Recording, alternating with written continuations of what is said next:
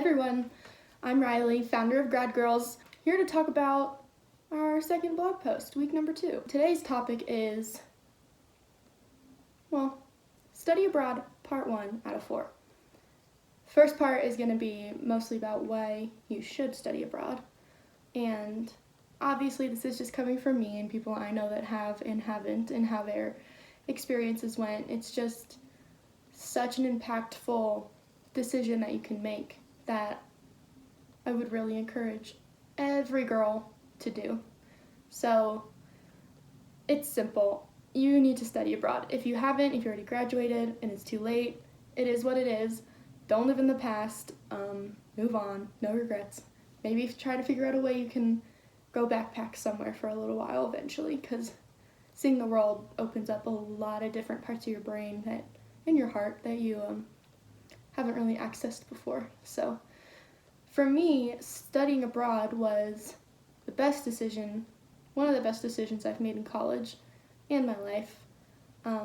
But I wouldn't have gotten all my ducks in a row in time if it weren't for other girls nagging me to get it together and get in my application and all of that stuff. So yes, studying abroad is scary, but it's important and it's so worth it. I'm going to start this off by easing your anxiety if you're considering it.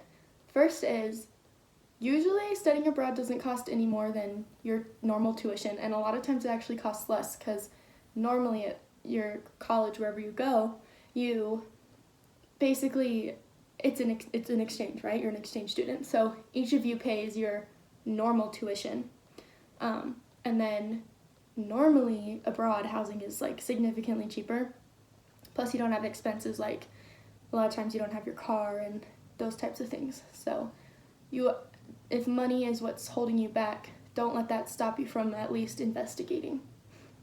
The second thing that freaks most people out is the fear of loneliness or not making friends, and that's completely false. I have never heard of someone going abroad and being like, I made no friends and I was lonely the whole time.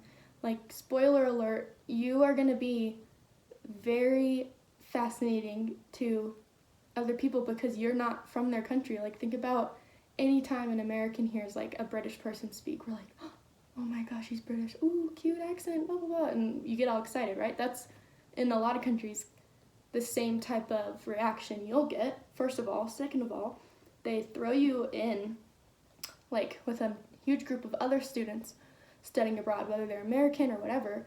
You're already all of you are in the same boat, and you don't have a lot of time to dilly-dally, so people are pretty quick about making friends. Also, depending on your housing situation, you probably aren't living by yourself, so at least you'll have your roommates and those guys to kind of get you started.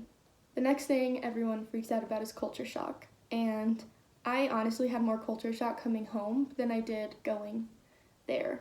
So obviously it's different depending on where you study. If you go to a developing world, yeah, you're probably going to be really, really culture shocked.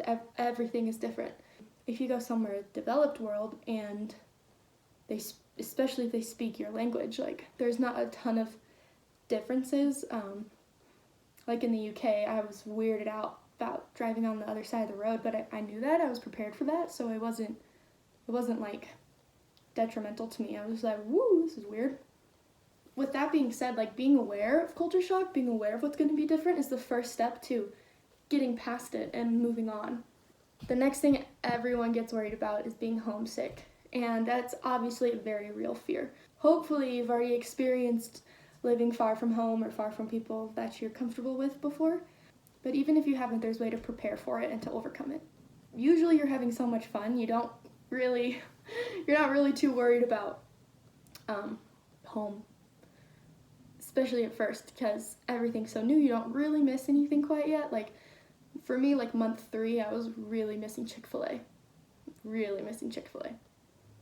But as far as my friendships and my relationships went, they were fine because I was intentional about it, and I made sure to FaceTime people I needed to FaceTime, and I was really lucky, and my family came to visit me. They used it as an excuse to visit me. They're like, well, we have to go visit her if she's over there.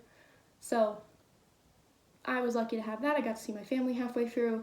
My best friend was in the same country as me at a different school, so we got to see each other almost every weekend, which was really comforting as well. But I still missed my group from college, my group from home. I missed my family, missed my dog.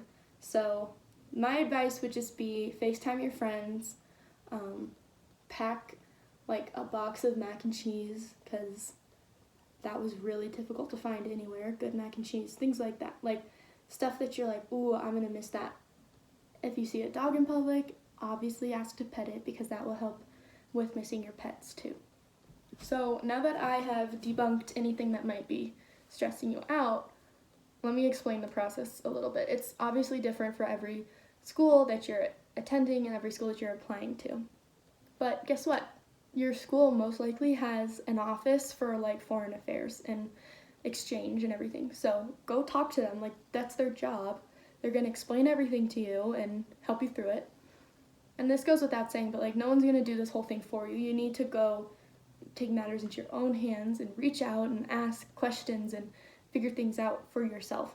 Nobody's going to do it for you. And if your parents still do all that stuff for you, then maybe use this as an opportunity to take the reins and be fully responsible for figuring this stuff out.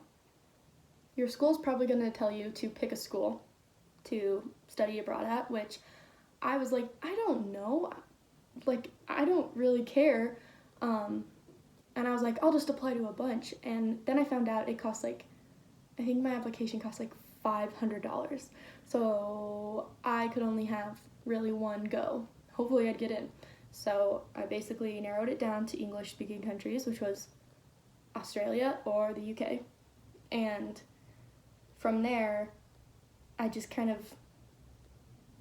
did my research and decided where I thought I would be happiest at. What I didn't know was almost every major city in Europe, at least, like, most people speak English. So I ruled out a lot of countries thinking that I wouldn't be able to communicate, and every city I visited, I could communicate, and every other exchange student from other countries, they could speak English, because I guess that's just like a standard that they have there that we don't. I wish we did. I wish we were expected to learn a second language.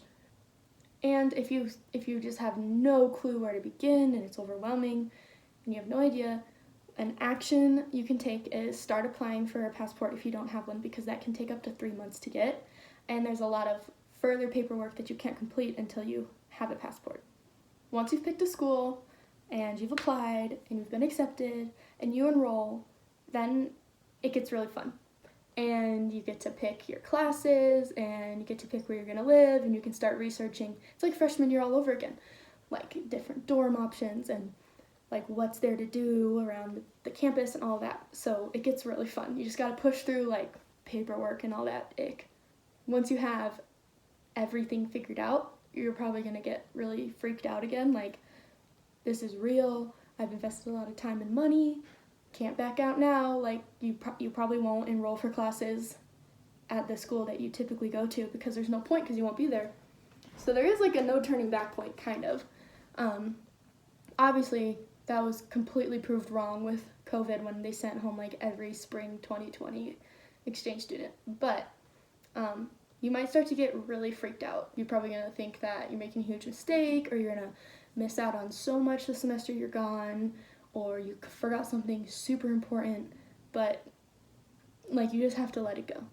You can run your mind in circles and circles, freaking out, when what you should be doing is getting super stoked because you're about to have like the greatest adventure of your life.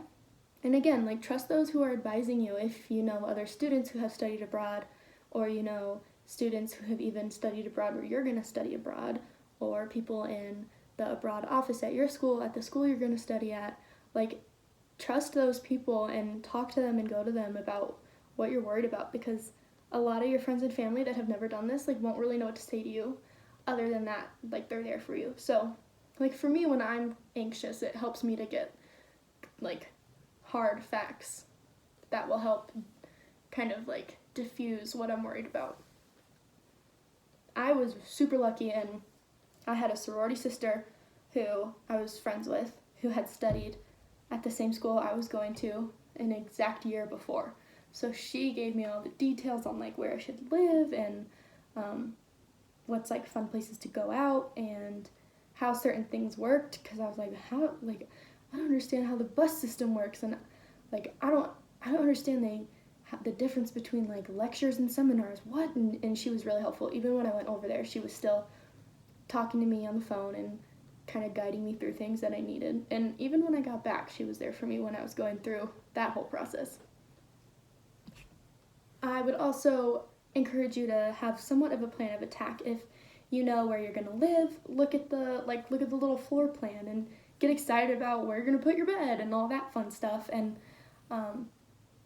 oh, that reminds me too, like, I didn't bring like my teddy bear, well, it's a duck, but I didn't bring that or any of my own sheets or anything.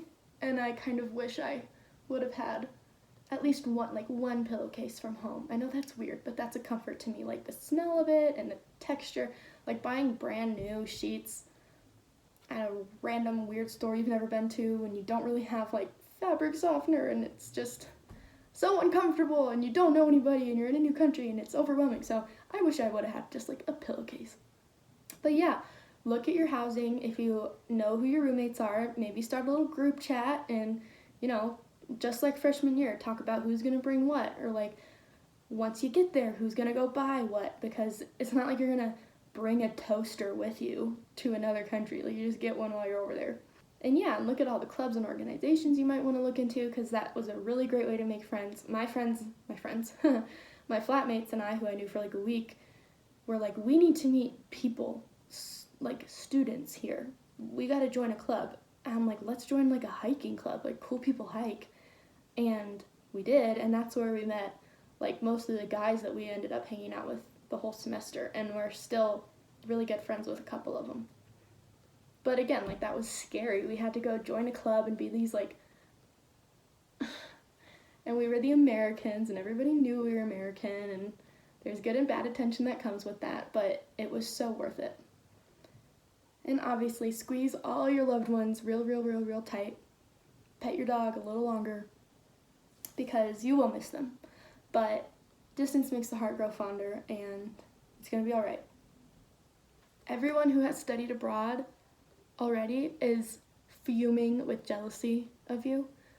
Like, we all want to go do it again, and we all want to go back and do it. Any of us who have already studied abroad are fuming with jealousy. We're so stoked for you. We wish the best for you, and we want you to be confident and excited about this.